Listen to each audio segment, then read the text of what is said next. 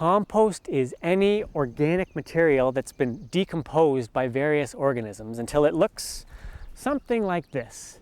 And a good compost will improve the water holding capacity of your soil. It will provide readily available nutrients to your soil organisms and to plants.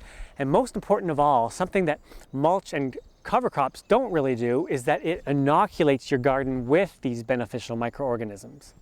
And so to make compost, you mix carbon-rich materials like leaves, wood chips, and straw.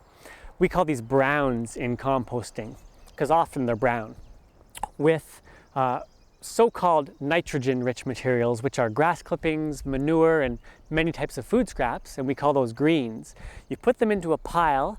It has to be big enough that the heat generated by the microbial activity can remain in the pile and allow it to decompose, but small enough that air can get into the center of the pile. And so often in a home garden, that's going to be a minimum of 3 by 3 by 3 feet and up to maybe around 5 by 5 by 5 feet. The pile also needs to be moist, like a wrung out sponge, which is around 50% moisture. And then in a few weeks or a few months or sometimes maybe a year, depending on how small the materials were and on if you turn it a few times to get the outside of the pile into the inside, it will compost.